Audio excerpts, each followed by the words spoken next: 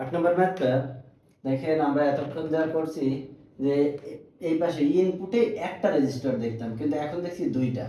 এখান থেকে বের করতে বলছি শুধু একটা মান, সেটা হচ্ছে ভিসিই, অর্থাৎ কালেক্টর ইমিটার জাংশনের যে ড্রপকৃত ভোল্টেজ সেটা বের করতে হবে। এখন কোনো কিছু বের করতে হলে এটা ভাবতে হবে যে সেটা বের করার জন্য আমার কি কি প্রয়োজন। তো ভিসিই বের করার জন্য কিন্তু আমার এদিক থেকে লুপ নিতে হবে। যে এদিক থেকে লুপ নিতে হলে কিন্তু আইসির মান জানা প্রয়োজন, আর আইসির মান এখানে দেওয়া নাই। তাহলে অবশ্যই এটা আইবি বের করতে হবে, কারণ আমরা জানি আইসি সমান বিটা আইবি, বিটার মান দেওয়া আছে। কারণ আইবির মান তো এটা, এখান থেকে যে কারেন্টটা যাবে সেটা হচ্ছে আইবি। ওকে, তাহলে সেই আইবি বের করতে হবে কিভাবে? তাহলে আমরা নাম দিয়ে দিই, এটা হলো লুপ 1 আর এটা হলো লুপ 2। বইতে যেভাবে করছে ওইভাবে করে দিই, তাহলে বুঝতে সুবিধা হবে। তাহলে প্রথমে আমরা যে কোনো একটাতে নিতে পারি, লুপ 2 তেও নিতে পারি, লুপ 1 এও নিতে পারি। লুপ 2 তে নিলে কি হবে, ওইটা পরে লুপ 1 এ বসাই দিতে পারবো, সেটা সুবিধা হবে। আচ্ছা, তাহলে এর ভিতর দিয়ে একটা কারেন্ট যাচ্ছে আর এর ভিতর দিয়ে একটা কারেন্ট যাচ্ছে, সেই দুইটা কারেন্ট মিলে কিন্তু এটা হচ্ছে। এখন এই কারেন্টটা আসলে কোন দিকে যাচ্ছে? সাপ্লাই যেহেতু এখান থেকে এই দিকে যাচ্ছে, তার মানে কারেন্টটা অবশ্য এখান থেকে যেয়ে এই পর্যন্ত যাচ্ছে, পরে এই পথে আর এই পথে ভাগ হচ্ছে। এই কারণে এটা বুঝে নিতে হবে যে কারেন্টটা এই দিকে যাচ্ছে। ওকে, তাহলে আমরা প্রথমে লুপটা এদিকে নিই। এটি কারেন্ট যেহেতু এটা ম্যাক্সওয়েল থিওরেম করতেছি না, আমরা এটা হচ্ছে কেভিএল করতেছি, তার মানে কারেন্টের ডিরেকশন একদিকে থাকবে। তার মানে এটা প্লাস, এটা হলো মাইনাস, কারেন্ট এদিক দিয়ে বেরিয়ে যাবে। আর এটা হলো বেস আর এটা হলো ইমিটার, দুইটা পয়েন্ট। তাহলে এখন কেভিএল অ্যাপ্লাই করি, কেভিএল অ্যাট লুপ 2। আচ্ছা, লুপ 2 তে যদি নিই, আমি শুরু করব এখান থেকে। তাহলে এখানে যে ড্রপটা আছে সেটা কি? সেটা কিন্তু বেস আর ইমিটার। তো বেস ইমিটার ড্রপটা এখানে দেওয়া আছে 0.7। এখন আমরা যে পাশে বের হয়ে যাচ্ছে সেটা নিব, এটা প্লাস এটা মাইনাস। তাহলে এই যে মাইনাস 0.7, লোকটা এদিক থেকে এসে এদিকে যে ক্লোজ হবে, তাহলে বের হচ্ছে কি প্লাস দিয়ে। তাহলে প্লাস, এটা একটা নাম দিই, এই কারেন্টের নাম দিই I2 আর এটা হলো I1। তাহলে এটার নাম কি I2 ইনটু হলো 200। আচ্ছা, এখান থেকে কিন্তু আমরা I2 এর মান পেয়ে যাব ইকুয়াল টু 0। তাহলে I2 সমান সমান কত? এই যে এটা যদি এই পাশে চলে যায় তাহলে প্লাস হয়ে যায়, আর এটা গুণ আছে এই পাশে গেলে ভাগ হয়ে যায়। তাহলে যে মানটা পাবো সেটা হচ্ছে I2 এর মান 3.5 গুণ 10 to the power -3 milli ampere. এটা যদি 3 না লিখতে চাই তাহলে সেটা মাইক্রো অ্যাম্পিয়ার হয়ে যাবে। আচ্ছা, এখন আমরা I1 টা বের করব। কিভাবে বের করব? এই লুপে এখন KVL অ্যাপ্লাই করব। তাহলে কি লিখব? KVL এট লুপ 1। ওকে, তাহলে এখান থেকে শুরু হচ্ছে প্লাস টু মাইনাস, এদিক থেকে কারেন্ট ঢুকছে, এদিক দিয়ে বের হচ্ছে। তাহলে এটা হচ্ছে I1 ইনটু আর এর মান আছে 100 কিলো ওহম। আবার এই লুপটা কিন্তু এদিক থেকে এসে এখানে শেষ করব, যেখান থেকে শুরু হয়েছে সেখানে এসে শেষ করব। তাহলে যেহেতু এদিক দিয়ে প্লাস এদিক দিয়ে মাইনাস দিয়ে বের হচ্ছে, তাহলে এখন লিখব এই যে মাইনাস 200 ইনটু I2।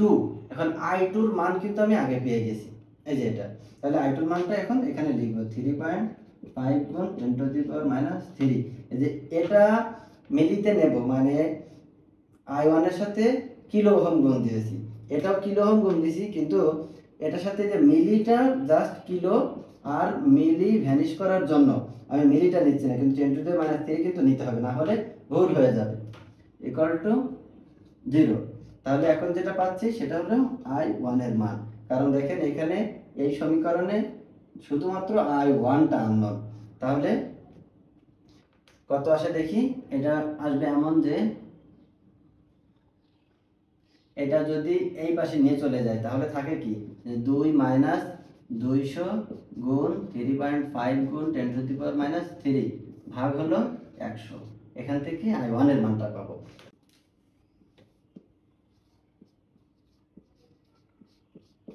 তাহলে I1 এর মান আসলো 0.013 মিলি অ্যাম্পিয়ার। আমি এখানে এই যে মাইনাস 3 নিয়েছি, তার মানে এখান থেকে যে মানটা আসবে এটা মিলিতে আসবে। যদি এই 10⁻³ না নিতাম, তাহলে এইগুলা সব যদি মানে ওহমিক মানে আনতাম, তাহলে মানটা মাইক্রোতে আসতো। তো আমি এটা নিয়ে নিই। যদি এটা মাইক্রোতে নিতে চান তাহলে 3 সংখ্যা 1 2 3 মানে 13 মাইক্রো অ্যাম্পিয়ার। এই যে দশমিক যদি এদিকে সরাই দিই তাহলে 3 এর পরে এসে 13 মাইক্রো অ্যাম্পিয়ার আসতো। আচ্ছা, এখন আমি বের করব আইবি। এখন এখানে দেখতে পাচ্ছি যে একটা কারেন্ট এদিকে যাচ্ছে, এটা এদিকে যাচ্ছে, এটা এদিকে যাচ্ছে, তার মানে I1 সমান সমান লেখা যায় IB প্লাস I2, কারণ এই কারেন্টটা এসে কিন্তু এদিকে আর এদিকে ভাগ হয়েছে। ঠিক আছে, তাহলে এখন IB সমান সমান কি লিখতে হবে? I1 minus I2। I1 এর মান কত হয়েছে? I1 এর মান কিন্তু আসছে 0.013 মিলি অ্যাম্পিয়ার, বিয়োগ I2 এর মান কত হয়েছিল? এই যে 3.5 গুণ 10⁻³ মিলি অ্যাম্পিয়ার। এখন যেটা বের হবে এটা IB এর মান, তাহলে এটা মান আসলো 9.5 গুণ 10⁻³ মিলি অ্যাম্পিয়ার। IB এর মান কিন্তু পেয়ে গেলাম। এখন IB এর মান যেহেতু পেয়েছি, এখন কিন্তু আমি IC এর মানটা বের করতে পারবো। IC সমান সমান কি? Beta IB। ওকে, বিটার মান কত? 150, আর IB এর মান হচ্ছে 9.5 গুণ 10⁻³ মিলি অ্যাম্পিয়ার। আসে 1.425 মিলি অ্যাম্পিয়ার। যেহেতু এটা আমি মিলি অ্যাম্পিয়ারে রাখছিলাম, তাহলে এটাও মিলি অ্যাম্পিয়ারে আসবে। আইসি এর মান পেয়ে গেছি। এখন কি বের করতে হবে? ভিসি এটাই চাইছে, তাহলে আমি এখন আউটপুটে একটা কেভিএল অ্যাপ্লাই করব। কেভিএল অ্যাট আউটপুট মানে এই সাইডে, কারণ আমার ভিসি বের করতে হলে এই আউটপুট কেভিএল ছাড়া আর বের করার কোনো সুযোগ নাই। হ্যাঁ, আর বের করা যাবে অন্যভাবে, ভিসির মান বের করতে হবে বা ভি বের করতে হবে, এগুলো জটিল। এটাই সহজ হবে আউটপুটে কেভিএল অ্যাপ্লাই করলে। তাহলে এখান থেকে শুরু করব। 16 পজিটিভ পাশ নিলাম, এই পাশ নিলাম, মাইনাস, এখানে যেতে দিক থেকে কারেন্ট হচ্ছে দিক থেকে বের হচ্ছে, তার জন্য মাইনাস। আইসির মান হচ্ছে 1.425, যেহেতু এটা কিলো ওহমে আছে, এটা মিলি অ্যাম্পিয়ারে আছে, এই জন্য আমরা ওই 10⁻³ লিখব না, গুণ 1 বিয়োগ হচ্ছে VCE ইকুয়াল টু 0। তাহলে এখান থেকে VCE এর মানটা এই যে 16 থেকে এটা বাদ দিলে VCE বের হয়ে যাবে, আর VCটা এই পাশে নিয়ে চলে গেলে মানে এখানে যে সমীকরণ আছে এখানে মাইনাস আছে VCE এর আগে, তো VCটা সমান সমান ওই পাশে নিয়ে গেলেই VCE এর মান বের হবে, এটা থেকে এটা বাদ দিলেই।